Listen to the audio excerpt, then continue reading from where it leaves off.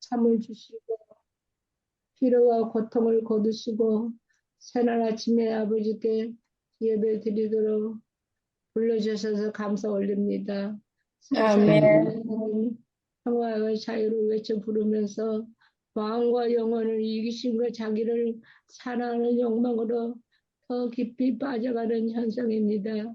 창조주와 구주신 하나님을 완전히 거절하고 원수 마귀에게 잡혀서 멸망으로 이끌려가고 있는 이 세상 형편입니다. 아버지, 이러한 때에 아버지 저희에게 오셔서 저희 자녀들과 저희 형제들과 어른들 그리고 힐탁과 온 세상 남은 우리 교회를 온전히 주님의 나라로 이끌어 주시옵소서. 아멘. 한 영혼도 믿음의 싸움에 실패하지 않도록 주님의 권능의 손으로 굳게 잡아 오직 우리 주님의 길로 기록된 말씀의 길과 주 예수님의 길로 나아가도록 자비와 공률, 영생의 믿음을 저희 모두에게 베풀어 주시기를 우리 주 예수님의 이름으로 간절히 기도 올리옵나이다. 아멘. 감사합니다. 입니다. 네, 편히 주무셨습니까? 네. 오늘은 계시록 11장 18절, 19절에 있는 말씀으로 은혜를 나누도록 하겠습니다. 본문에 있는 말씀 18절을 읽겠습니다. 이방들이 분노하며 주의 진노가 내려 죽은 자를 심판하시며 종 선지자들과 성도들과 또 작은 자든지 큰 자든지 주의 이름을 경외하는 자들에게 상 주시며 또 땅을 망하게 하는 자들을 멸망시킬 때로소이다 하더라. 우리 어제 시간에 이어서 24 장로들 땅에 얼굴을 대고 하나님께 경배하여 이르기를 감사옵나니 옛적에도 계시고 지금도 계신 주 하나님 곧 전능하신 이요 친히 큰 권능을 잡으시고 왕노릇 하시도다. 그리고 24 장로들이 계속해서 오늘 이 18절에 있는 말씀을 하나님께 경배하며 말을 하고 있는 것입니다.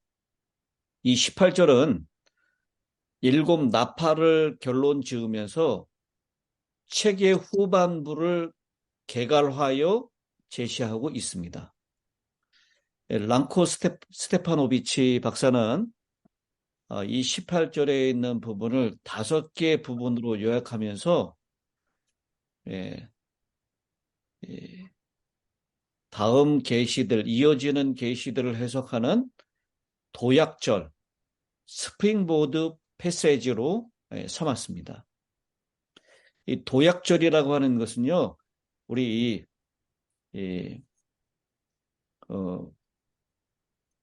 다이빙을 할 때 이렇게 스프링보드 이렇게 탕 튕겨가지고 올라가잖아요.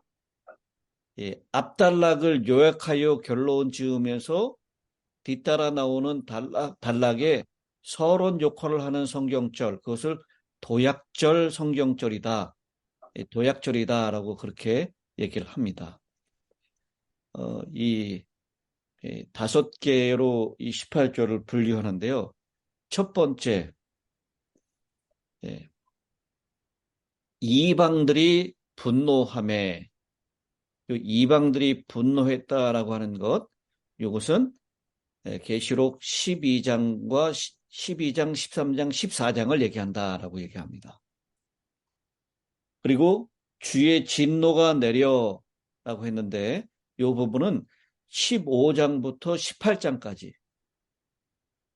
그리고 죽은 자를 심판하시며 이 부분은 19장부터 22장까지. 그러니까 요한계시록의 나머지 부분들을 쭉 다 열거하고 있다라고 얘기하고 있죠. 그리고 종 선지자들과 성도들과 또 작은 자든지 큰 자든지 주의 이름을 경외하는 자들에게 상을 주시며 그 부분은 19장 1절로 10절 그리고 21장 22장에 해당된다라고 얘기합니다. 그리고 또 땅을 망하게 하는 자들을 멸망시킬 때로소이다라고 하는 이 부분은 19장 11절부터 20장 15절까지에 해당되는 부분이다라고 얘기를 합니다. 그래서 랑코 스테파노비치 박사는 11장 18절에 있는 이 말씀이 계시록의 역사적인 부분과 종말적인 부분을 나누는 분기점이다라고 그렇게 이야기를 하고 있습니다. 그래서 7번째 나팔을 쭉 열고 했었던 역사적인 부분이 끝나고 이제 본격적으로 종말적인 부분에 대한 이야기를 하는 가운데 이 18장이 바로 도약절과 같은 역할을 한다라고 그렇게 말씀을 하는 것입니다. 그래서 이 5부분에 대한 것을 우리가 간단하게 살펴보도록 하겠습니다. 먼저는 이방들이 분노함에 주의 진노가 내려라고 했습니다. 곧 하나님을 대항하는 국가들이 하나님과 그리스도의 공동통치에 죄송합니다. 공동통치에 반대하여 분노할 것이다 라고 했습니다. 그 분노는 아마겟돈 전쟁에서 절정을 달하게 될 것입니다. 이 구절은 어제 말씀드린 대로 시편 2편 1절 2절에 있는 말씀에서 인용된 것입니다. 어찌하여 이방 나라들이 분노하며 민족들이 헛된 일을 꾸미는가? 세상의 군왕들이 나서며 관원들이 서로 꾀하여 여호와와 그의 기름 받은 자를 대적하며라고 했는데 그 이방들의 분노가 바로 그것을 표현한 것이다라고 얘기하는 것이죠. 그 이방들의 분노에 대하여 이 하나님의 반응은 어떤 것이었습니까? 시편 2편 4절에 보면요. 하늘에 계신 이가 어떻게 하신다고요? 이 시편 2편 4절을 빨리 펴보실까요? 하늘에 계신 이가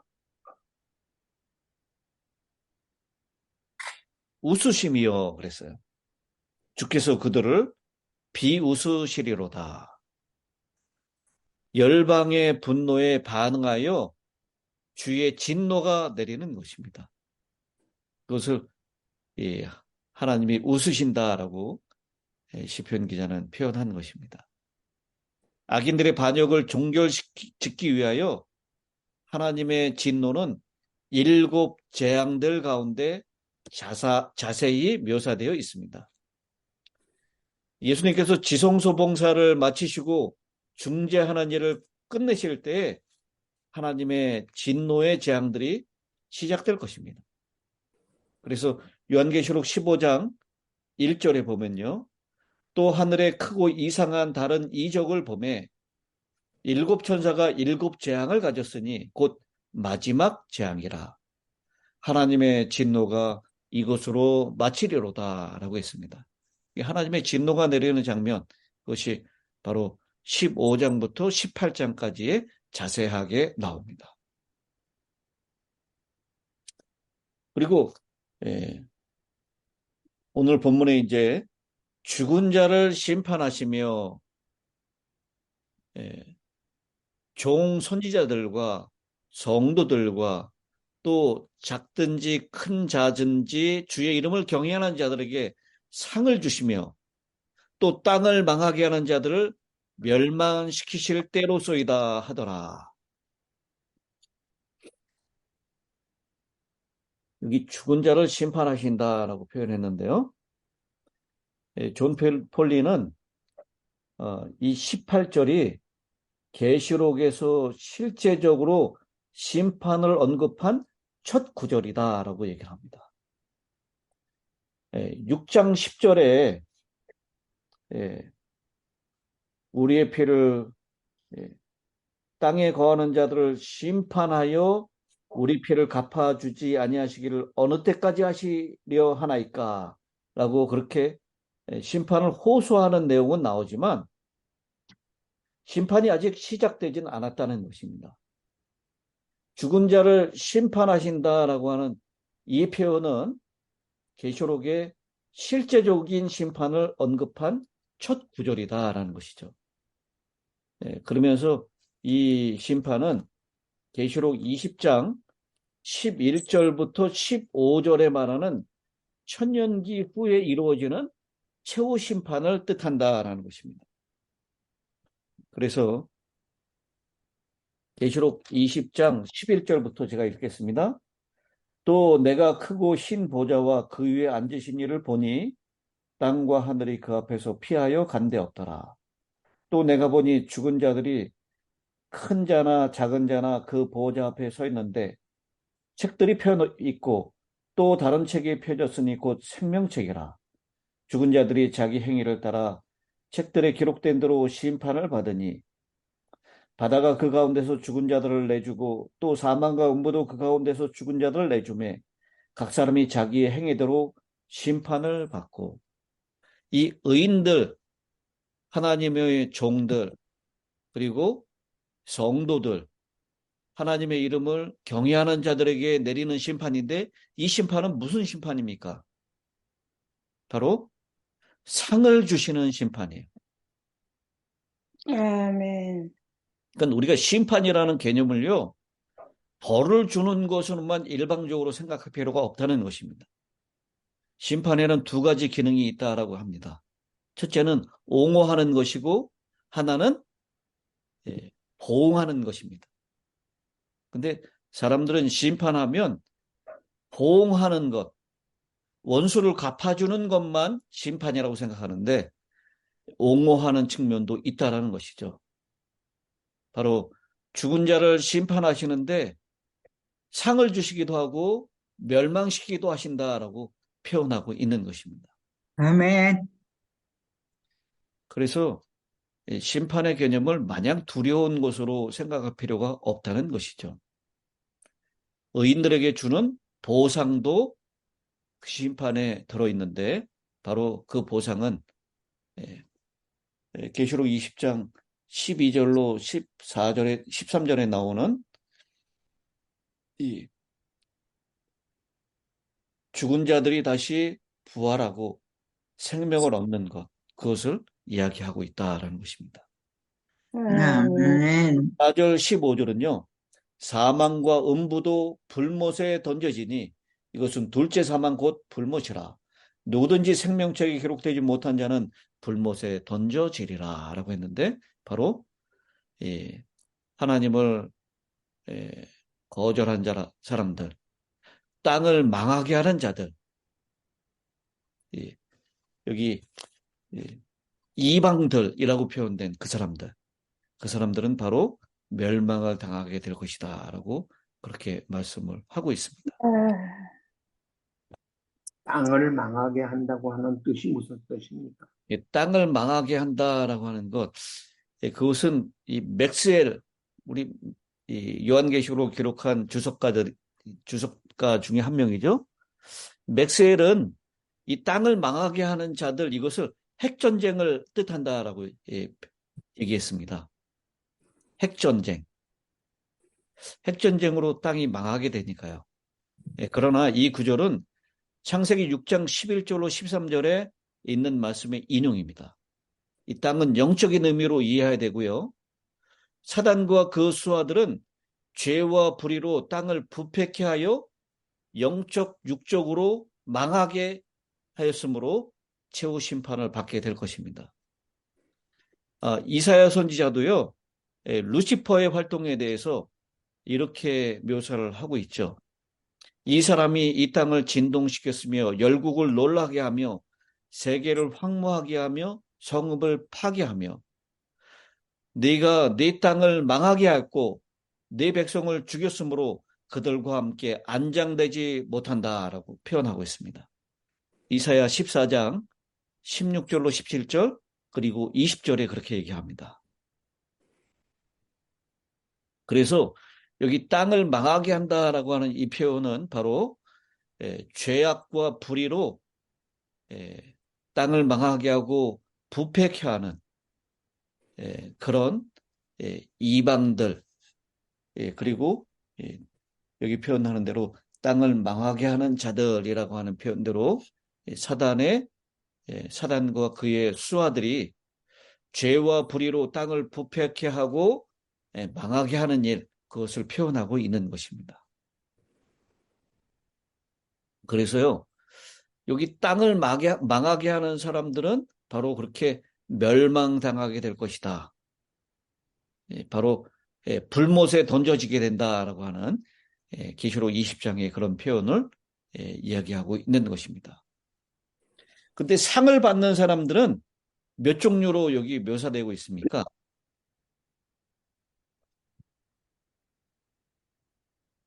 종 선지자들, 그리고 성도들, 그리고 주의 이름을 경외하는 자들, 이 세 종류로 그렇게 볼 수 있는데요. 어떤 학자들은 이게 세 종류가 아니라 두 종류다. 하나님의 종 선지자들, 가장 고난과 어려움을 받았던 이 사람들이죠. 그 다음에 성도들, 그 성도들이 그 뒤에 또라고 하는 단어가 나오죠. 헬라어로 카인데요. 이 헬라어 카인은 연결적 의미를 가진 곧으로 번역할 수도 있는 표현이다라고 얘기해요. 그래서 성도들 곧 작은 자나 큰 자든지 주의 이름을 경외하는 자들이라고 해석할 수도 있다라는 것입니다. 그런데 이 부분을 세 부류로 나눠서 얘기했다면 여기 뒤에 나오는 주의 이름을 경외하는 자들, 큰 자든지 작은 자든지, 요 주의 이름을 경외하는 자들은요, 하나님을 완전히 알지 못했으나 받은 빚에 따라서 양심대로 산 사람들, 그 사람들을 나타낸다라고 그렇게 해석할 수 있습니다. 그래서요, 여기 그 성도들을 표현할 때 이렇게 해석을 합니다. 이 성도들은 그들의 삶의 순결함으로 특징 지어진 사람들, 거룩한 자들 이렇게 표현하고요. 그리고 주의 이름을 경외하는 자들, 그들은 사도행전에서 사도 바울이 그렇게 표현을 하고 있죠. 고넬료를 표현할 때 이렇게 표현합니다. 사도행전 10장 2절에 있는 말씀입니다. 그가 경건하여 온 집안과 더불어 하나님을 경외하며 라고 했어요. 하나님을 경외하는 이 고넬료는 이스라엘로 완전히 개종하진 않았지만 참 하나님을 경배하는 자들이다라는 것이에요. 그래서 그리스도와 그의 방식을 완전히 알지는 못했지만 그들에게 이르러 온 빛을 따라서 충실하게 산 사람들, 그 사람들을 하나님의 이름을 경외하는 자들이다라고 이해할 수 있다라는 것입니다. 그래서 이 시대의 소망에서도 표현하기를 이렇게 표현하고 있죠. 이 하나님을 경외하는 자들이라고 하는 이 표현을 뭐라고 표현하고 있냐면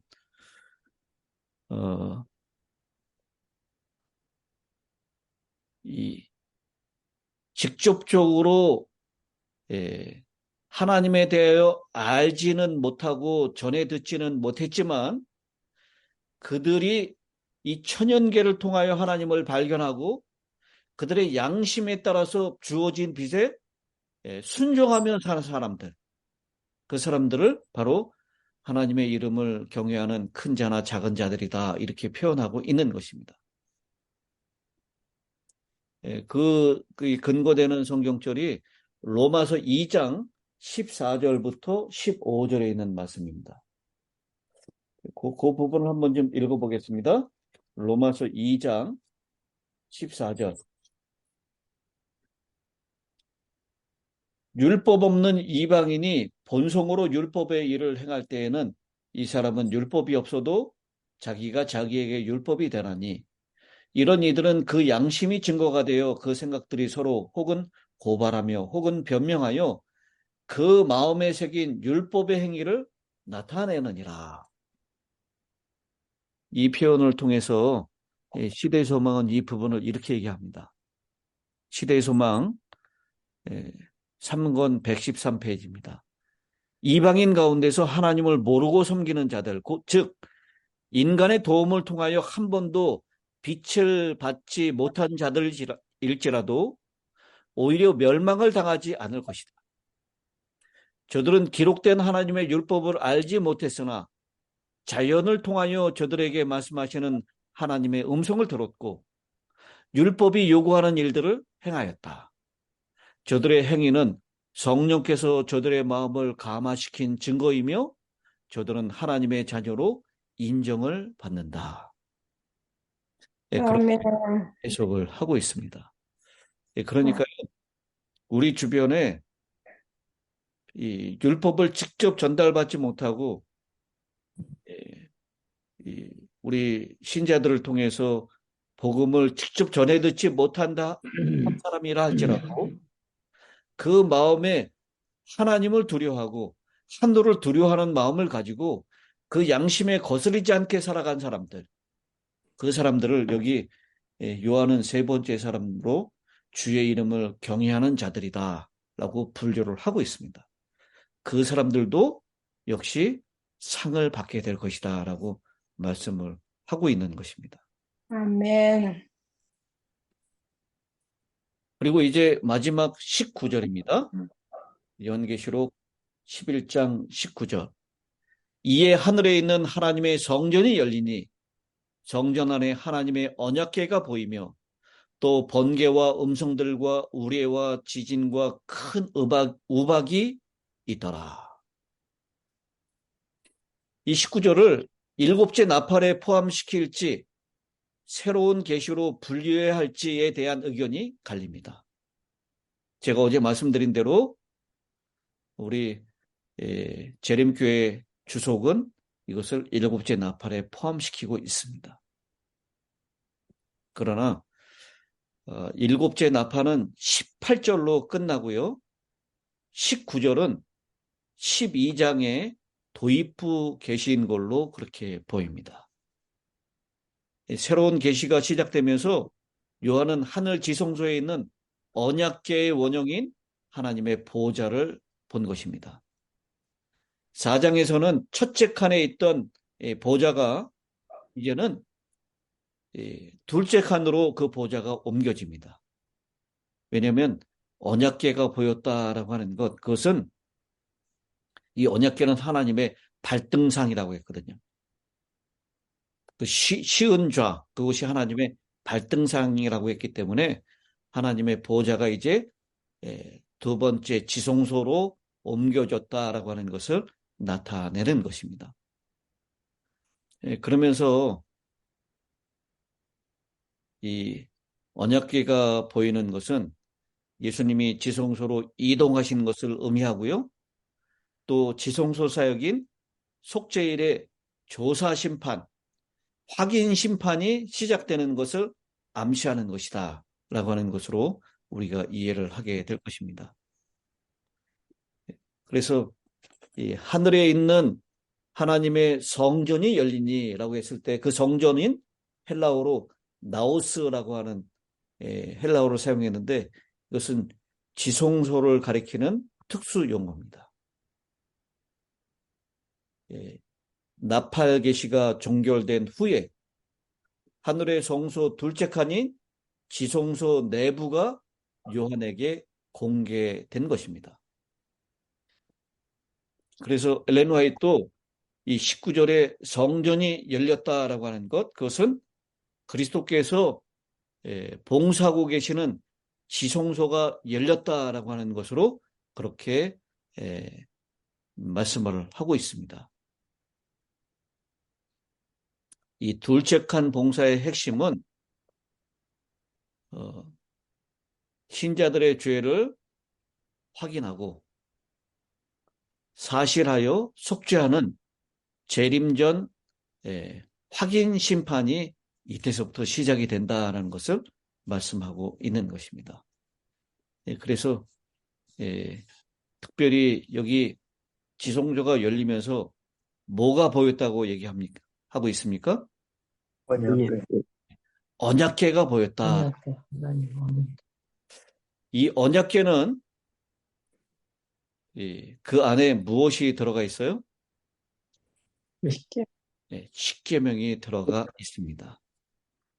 십계명의 존재와 권위는 신자들의 재림전 확인 심판에서 심판의 기준으로 기능하는 것입니다. 십계명에 명문화되어 있는 안식일 준수가 심판 기별의 핵심을 이룰 것을 암시하고 있는 것입니다. 그래서 14장 7절, 우리 이 세천사의 기별이라고 얘기하고 있는 14장 7절에 바로 십계명의 넷째 계명인 하늘과 땅과 바다와 물들이라고 하는 이 표현을 인용하면서 이 하나님의 지성소가 열리면서 언약궤가 보였다라고 하는 것. 그것은 바로 신자들의 조사 심판의 기준은 바로 십계명이고 십계명의 중심은 바로 안식일 준수에 있다라고 하는 것을 표현하고 있는 것입니다. 아멘. 지상에 있었던 언약궤는요, 요시아 왕이 레인들에게 그것을 성전에 두라고 한 후에 어떻게 되었는지 알 수 없게 되었습니다. 예레미야도 하나님의 언약궤를 잃어버리지 않기를 바랬습니다. 전해지는 이야기, 전설에 의하면 예레미야가 언약궤를 성막과 향단과 함께 아무도 모르는 곳에 숨겨버렸다라고 얘기합니다. 우리 외경서인 마카비서 2장 4절로 8절에 그 내용이 나와 있습니다.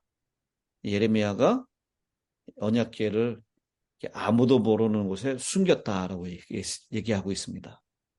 그런데 요한은 그 언약궤가 하늘 성소 둘째 칸에 있는 것을 본 것입니다. 하늘의 기록 보관소, 하나님의 언약궤 속에는 두 돌비에 기록된 십계명의 원본이 안전하게 보관되어 있습니다.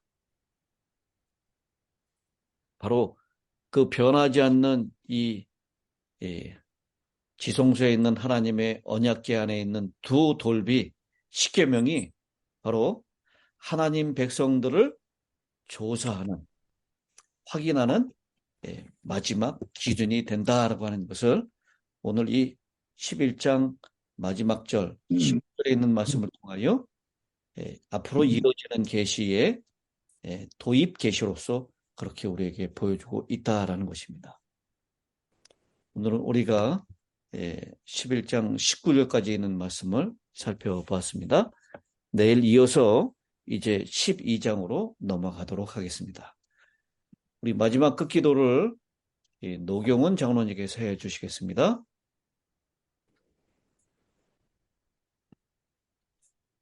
우리를 무한히 사랑하시는 우리들의 아버지, 우리 하나님, 오늘 이 이른 아침에 주님 앞에 저희 모든 사랑하는 성도들을 모시고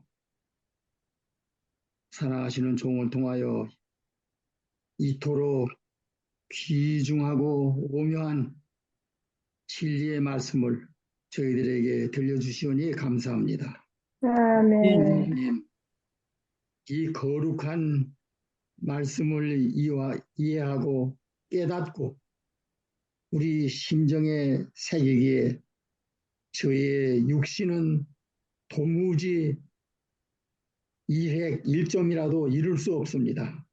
오직 우리 아버지 하나님이 보내신 사랑하시는 성령의 역사와 은혜로 말미암아 이 거룩한 말씀을 우리 모든 신자들이 깨닫고 이 말씀에 아멘으로 화답하고 죽기까지 이 거룩한 말씀을 마음에 새기고 주님 앞에 우리의 충성을 다 바치는 사랑하는 우리 모든 성도들 되도록 축복하여 주시고 비록 이 자리에 참여치 못했을지라도 살아계신 주님의 성령이 우리의 사랑하시는 어린 영아 유년으로부터 시작하여 모든 남녀 청년들과 또 우리의 부모님과 형제 자매들과 또 어르신 모든 분들의 심령에 올바로 깨닫게 도와주시고 하나님 앞에 우리가 온전히 헌신하고 순종하여 주님만을 바라보고 주님만을 따라가므로 이 놀라운 진리의 말씀을 성취하고 하나님 앞에 영원한 영광의 찬송을 항상 영원히 올려드리는 우리 모든 힐탑의 성도들이 되도록 축복하여 주옵기를 간절히 간구드리오며 우리 주 예수님의 이름으로 감사하고 간절히 기도 올렸습니다. 아멘. 아멘. 아멘.